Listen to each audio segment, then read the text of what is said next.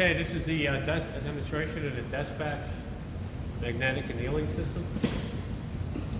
And right now I have everything off because you'll see once I do start it up here, it's quite loud. So just want to talk about some of the things that are installed here. First of all, we do have a 480 volt requirement. And it's brought in up top here. I have it off right now. And just open it up to the cabinet. Well, anyways, we got 480 coming in here. It's 3-phase with a ground. And we also have a 110 volt requirement. The 110 is for the computer systems and all the controls. You know, 480 is for our pump, which we have down here. We have our Edwards. This is a 480 3-phase pump.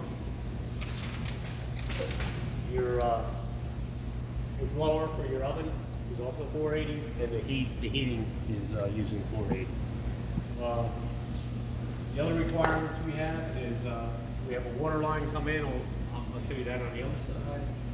And I'm using a 1/2-inch line. And then we'll have nitrogen and air. We'll go to the other side and look at that.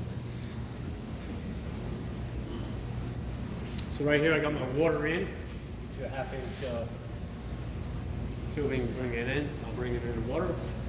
With the water supply here, we do have a return and a drain. We have 2 outs. And then here we have 2 regulators. One is for your nitrogen supply, and then your other one is just for your air. The air is being used to control some of your valving up here, the pneumatic valving. You see that there's a bank up here of valves. So they're roughly sit around 40 to 50 psi. There's little ticks on here, but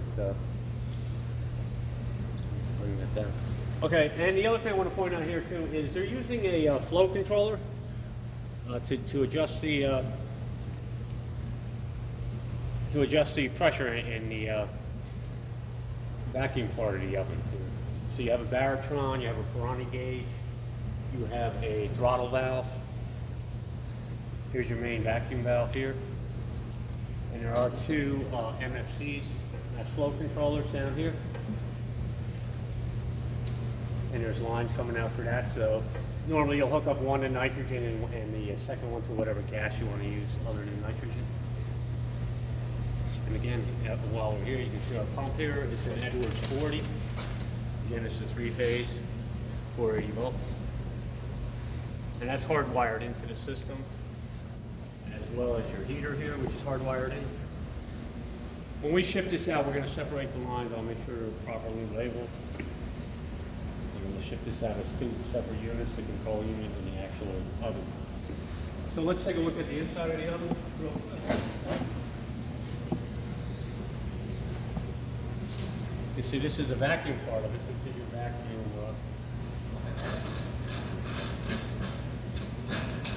chamber. Spin these loose.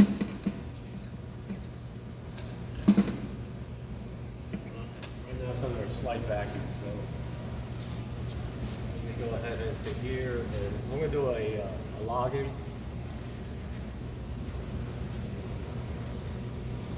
Just got to put a number in, such for 1 is fine on here, and for the super system administration would be super as a password. This is in the manuals that you'll receive. This gives you full control.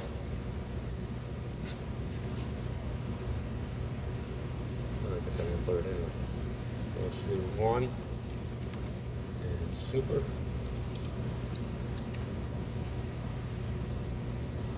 Okay. So let me just hit the vent here.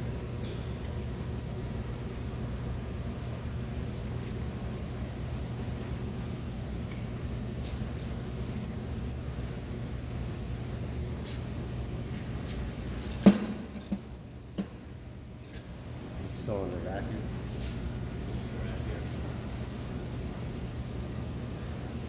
Alright, so we'll come back when I get this vented up, and then we'll Alright, so the chamber vented, here are your shells. Let me pull one out. Set up for a 6-inch wafer.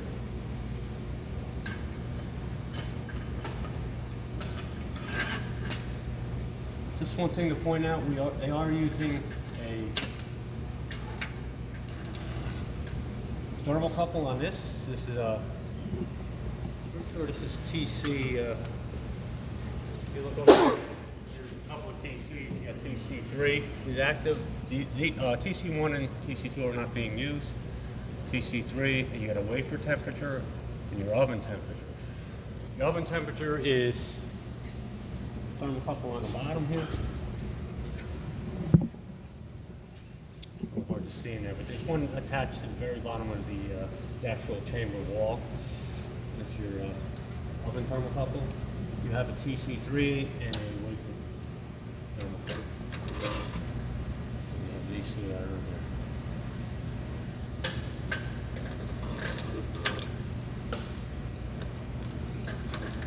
See, these are long enough where you can put them in any spot here if you want to. So we'll just monitor your temperature of the oven as it's running. I believe there's 15 shells altogether.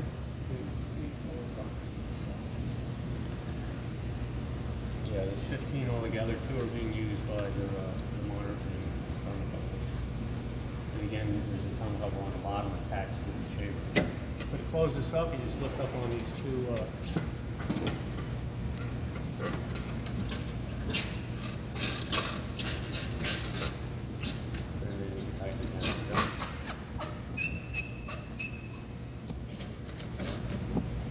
The way this works, there's a heater inside here and a heat and cool capability for the oven, and it circulates the air around the vacuum chamber, and that'll heat your wafers inside.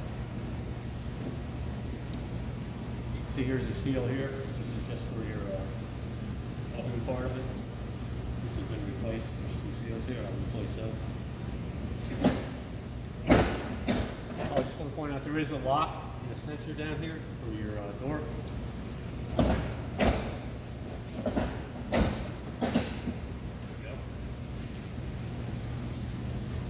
All right, so to quickly look at this here, this is our this is your maintenance I/O, and so you can turn on different various functions here. And to maintain is just the air flowing into the oven. There's a flow meter in the back that you can adjust. This will allow your MFCs. There's a valve that opens and closes to allow them to flow into the chamber. You have a vacuum enabled.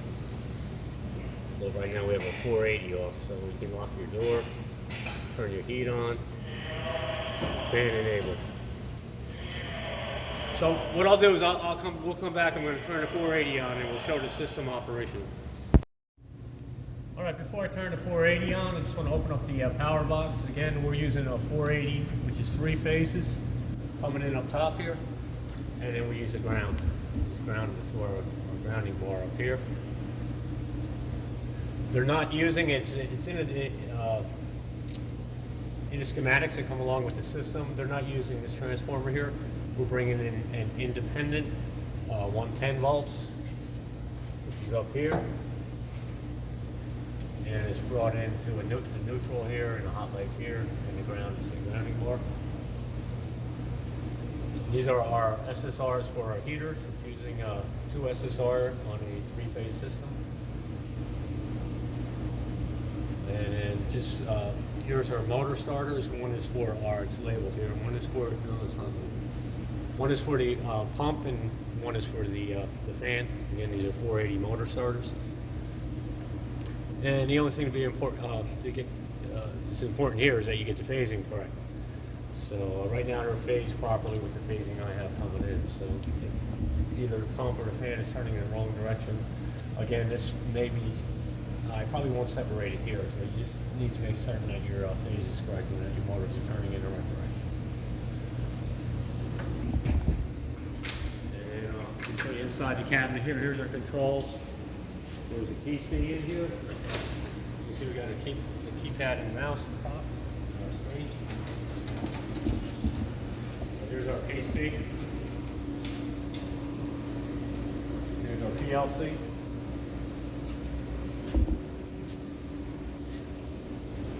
There's a 24-volt power supply. I noticed from a cold start, it takes about 5 minutes, and then that'll turn on your 24 volts. So you may get a network interface error.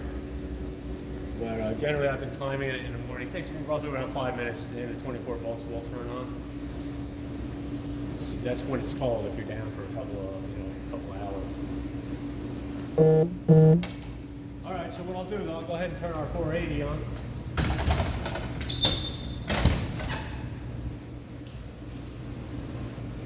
And what I'll do is I'll shut the pump off right now.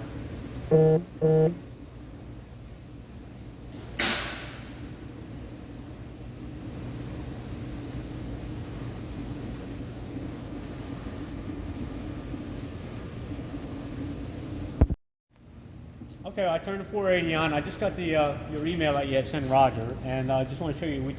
There are manuals here and drawings, wiring diagrams. This system was owned by Sun Microsystems, I believe. And just to indicate in this manual, it's mainly subsystem manuals. It'll talk about the PLC. It'll talk about some of the MKS flow controllers. There's a Ferrani transducer, for instance. And here's your throttle valve control. So they're basically manuals for the subsystems that are in here. There's a very brief operations section in the beginning here, which is only a few pages. But it is useful. We'll talk about how to create a recipe and so on. So you will receive a copy of this. Another manual was sent along with this system. I guess at one time they had a DOS system prior to installing the, right now they're using Windows XP, but this is a lot of the DOS setups for it. And I mean, you can get some information from here, understand how the system is running and what they're trying to do with it. But mainly I've been using the, oh here you go, here's your Sun Microsystems. So I mainly have been using the this manual here. So let's go ahead and I'll show you an operation. I'll show you the password real quick. I did mention that it's you need a user. Let's exit out of here. This is our. When we go into edit parameters here, and in your config parameters, as you can see here, operator password is like lowercase 0. Engineer password engine, maintenance mate, and supervisor super.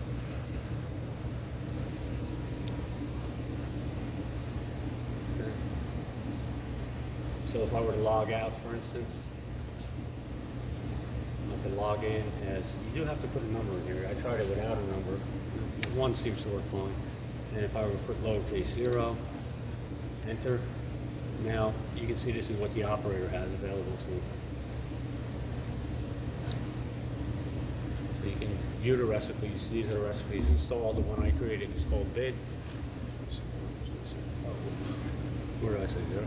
Lowercase o. Anyway, I made a mistake on it. So let's log out of this. Let's look at maintenance. Again, I'll just put a 1 in here. I think it was mate, M-A-I-N-T.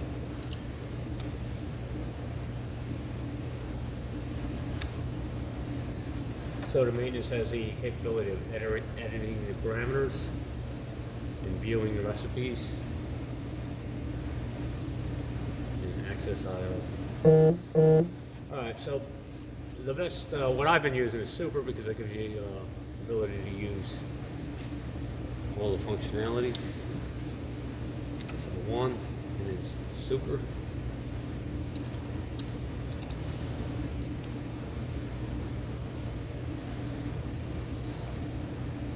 Okay, so I want to point out a few things here. Is edit parameters gives you can configure your parameters. Again, this will be in a manual. It'll explain each one of these settings refers to. You do have temperature pit controls. I haven't touched that. Your remote communication parameters. Just leave it alone there. Again, here's another PID for your vacuum control parameters. I left it as is. It seems to work fine. But you can change when you're doing your warm-up. It's suggested that you run warm-up before you go ahead and run your process. So I'll just set the warm-up temperature to 40. You'll see that when I'll run it first. And then at 0.5 torr. And we're using a 1 mass flow controller and 5 standard cubic centimeters.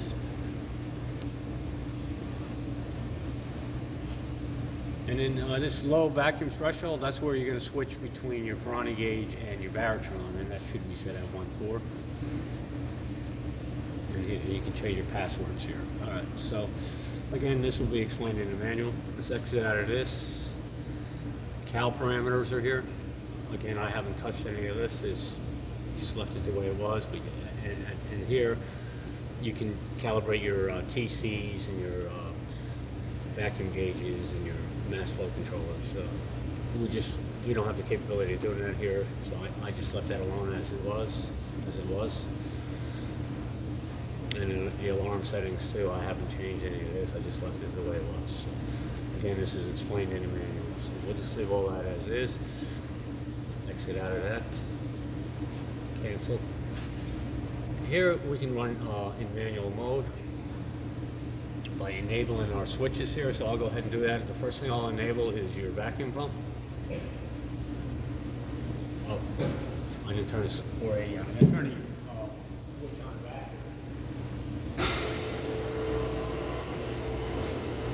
So you can see the vacuum pump started up. I want to lock the door. Unlock the door. And 2, maintain. That's your nitrogen. There's a flow meter on the back. You can set your nitrogen. That's the nitrogen going into the oven.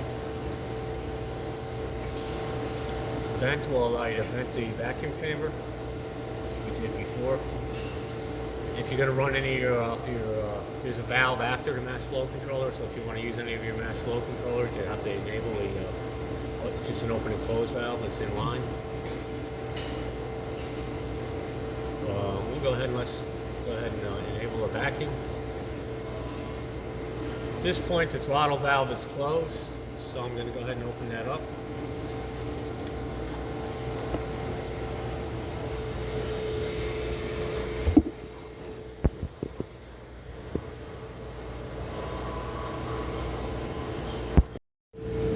Okay, I vented the chamber, and we have a gauge meter here. If you look closely, I just want to show you what scale we're at, and we're at 0. So the scale we're on is the 3K, which would be the middle band here. See that? And then I'll go ahead and choose to set one of the shells in the center.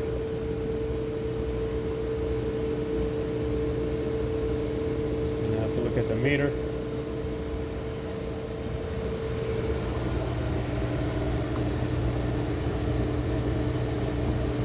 Roughly 2.2 kgal.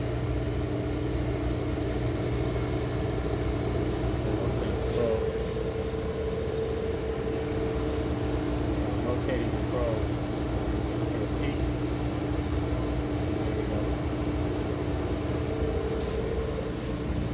Alright, so I'm going to put it back under vacuum manually, and we'll come back later and take a look at the operations in manual mode, then I'll run a program.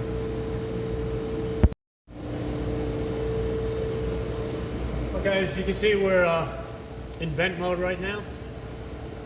I'll set that off. I'll go ahead and enable a vacuum. It's opening that main vacuum valve. As you can see, the pump is on.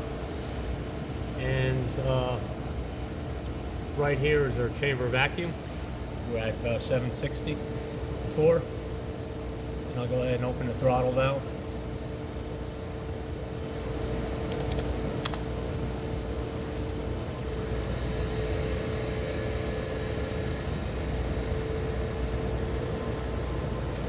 See, with that big pump on there, pumps it out quickly. You just walk around the side here. I want to show you that there is a bleed to the vacuum pump, which was disconnected, but I reconnected it, and as your vacuum purge, So as long as this valve is open and this valve is open, and you can adjust your flow, this is coming in from your nitrogen, and you can load your pump, your 4-line of your pump, so you don't reduce backstreaming, I suppose. So I have that set to about 163 millitorr, and that's the lowest the chamber will go when you have the bleed on it. So this is where we're at.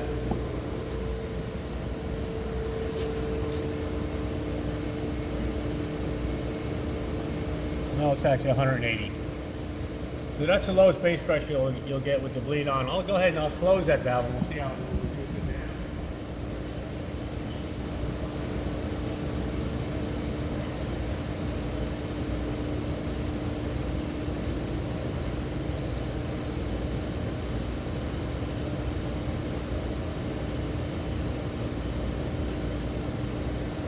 So it'll bring this chamber down. I've seen it down somewhere around 5 or 6 millitorr, you know, after some time. So just wanted to show you. I'm going to go ahead and put it back up to about 180.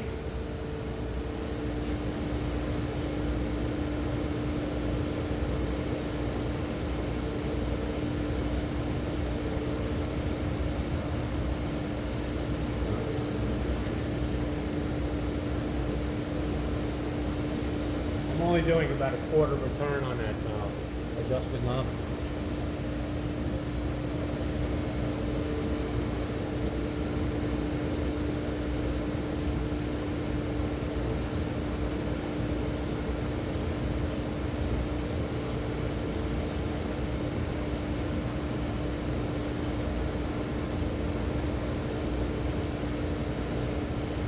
All right, so we're good enough there. So what we'll do is we'll go ahead and what you can do from here is I could let's go ahead and turn the fan on. We'll lock the door. And we'll enable the heat. And from here, the temperature on off. I can set the temperature. Let's set that up to 100.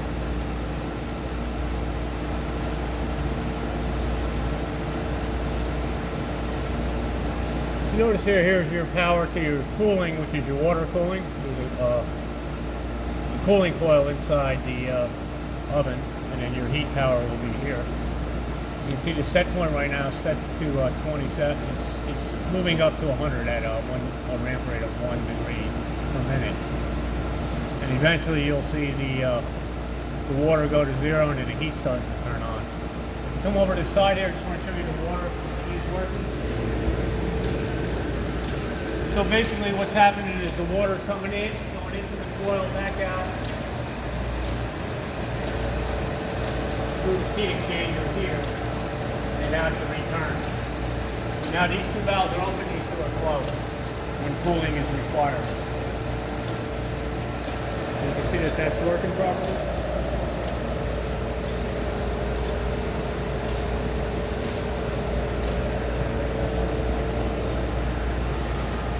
It's using the actual temperature.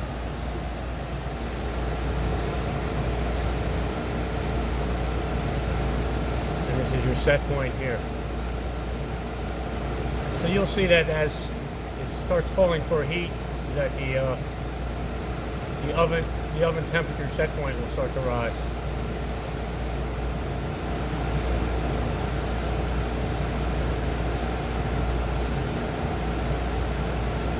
While that's going on, let's go ahead and hit the, if you have an alarm, you just need to hit this, alarm silence. In manual mode, you'll get alarms occasionally when you're changing different settings. So here what I'll do is I'll go ahead and change the set point, say, let's go to 150, 1.5 torr, and we'll turn our mass flow controllers on. 200 is the max. We'll set them both to 100. Okay, it's common for the alarm to go off here, so I'm changing some of the settings. And then what I want to do is activate the secondary mass flow controller. So now in manual mode, what it's going to try to do is maintain the vacuum to 1.5 torr, and then have the mass flow controllers operating at 100 SCCM. And you can see there we are here with the mass flow controllers at their proper flows. And now it's adjusting the throttle valve here in order to get the 1.5 that we're looking for. So we'll give this a little time, we'll come back later and we'll see that we are actually at the set points, vacuum set points, the flows, and the temperature that is required in our manual operation here. It will take a few minutes. Okay, so now we're up at wafer temperature 100.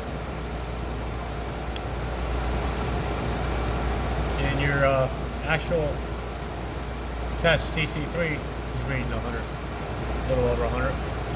It's been about a half hour. It's been at 100 the last couple of minutes. You can see that our heater pit is working, and it's using both the heat and cool to try to maintain the temperature. The throttle valve is set in the mass flow controller, so you can see that our pressure is at 1.5 torr, and we're flowing 100 SCCM through both of the mass flow controllers. So basically, I'm going to go ahead and run the program automatically, and you'll see that it's basically controlling these output functions. So at this point, I'll just go ahead and shut the temperature off, and the back off, and we'll exit. So when we exit there, it's going to pump stays on, it vents, and your alarm lamp is on. You can see that's the alarm lamp up top here, right?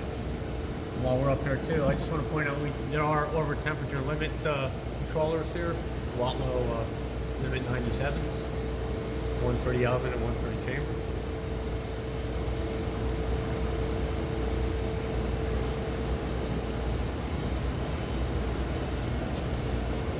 Alright, so we'll exit out of this. Let's go ahead and edit a recipe. I created a recipe called bid.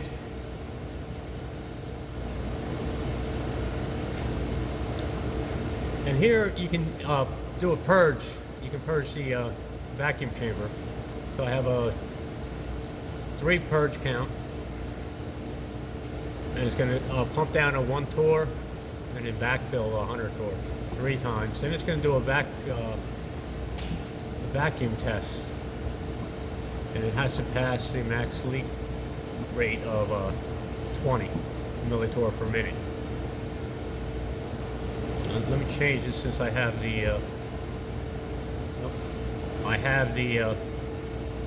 purge to the pump, so I'll set this at 200 millitorr. So it's going to pump down at once it does the purge, it'll go ahead and do the vacuum test, and then it'll pump down to 200 millitorr. Wait for 60 seconds, and then for 5 minutes it'll time it, and it'll see what the leak up rate is. It needs to pass that leak up rate. Once it does, it'll go ahead and start ramping. These are your steps here. And I have the vacuum of 1.5 torr set, the mass flow controller, number 1 running here. And we can go ahead and raise this temperature up. Let's go to, let's ramp up to 200. Let me just dial that in this way.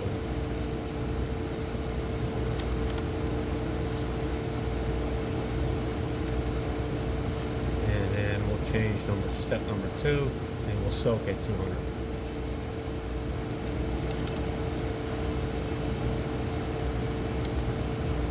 Okay, so it's basically a ramp. It's going to do 3 purges, leak test, and then it's going to do a ramp soak to 200 degrees. So I'll save that. So that's how you edit a recipe. I'll close out of this. Normally what you have to do is a warm-up. Again, the warm-up program is edited in the configuration. So let me change that warm temperature since we're pretty warm now. Let's change that to 100.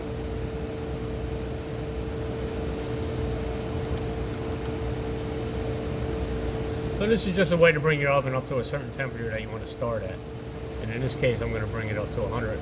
Let's go ahead and change the pressure internally to say 2 torr. Okay, so I'll go ahead and save that. exit, and then cancel out of here, and I'll go ahead and start the warm-up. Now looking at the I/O, you can see all these outputs are enabled, and you can see the target temperature of 100. Here's your 2-torr pressure. So we'll go ahead and let this warm up.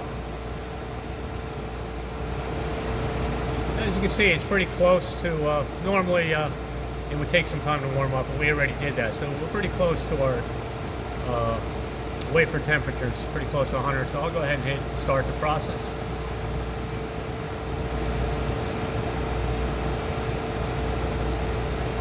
Here you can put in your wafer lot IDs and wafer IDs in here. I don't have anything in there now, so I'll just hit save. And right now we're doing a purge. So it's going to do 3 purges and a leak test, and you'll see that the leak test will register up here. The last one I did, the leak up rate was 4.6 millitorr per minute, so that's well under the 20. So we'll go ahead and let this run, and then we'll come back when we're in the ramp stage, and then when we're in the soak stage. It's going to take some time. Alright, so I started the recipe up, and as you can see, it passed its leak rate here. Here's the date and time it ran, and the leak rate was 10.4 millitorr per minute.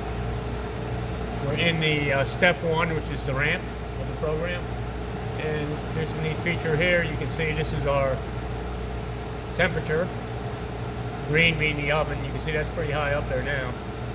The temperature set point is the blue, and the actual wafer temperature is the red. Looking over here,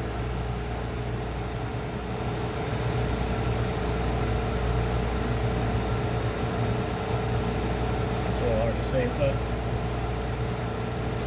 there was 3 purges here, and now it's sitting at its pressure. That's your pressure gauge here, and here's your mass flow controllers. You see they've been sitting at 100 SCCM.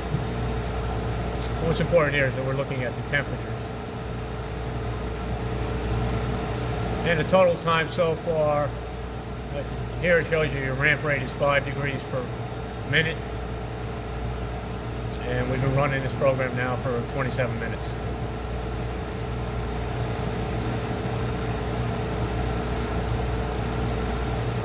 If you look at your I/O,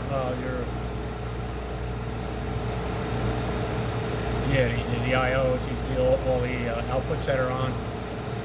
Here's our heat-cool control working here. So at this high temperature, it's going to start pulsing on the cool, which it's doing now. The only concern there is you want to make sure you don't generate too much steam.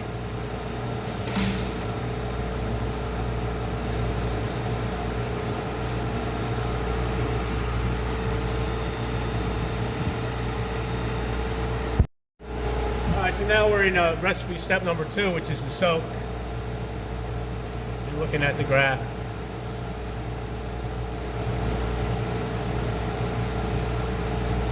You can see the oven temperature starting to come down a little bit. The set point temperature is 200, and never really made it because the process wasn't written that way. I just did something real quick just to demonstrate the capabilities. But as you can see, the wafer temperature is getting pretty close to the 200. See where we're at. So the wafer temperature is 170 now. Probably needed a longer ramp time. But anyway, that's a demonstration of the functionality. You can see that it's raising the wafer temperature at the pressure set and the flow is set.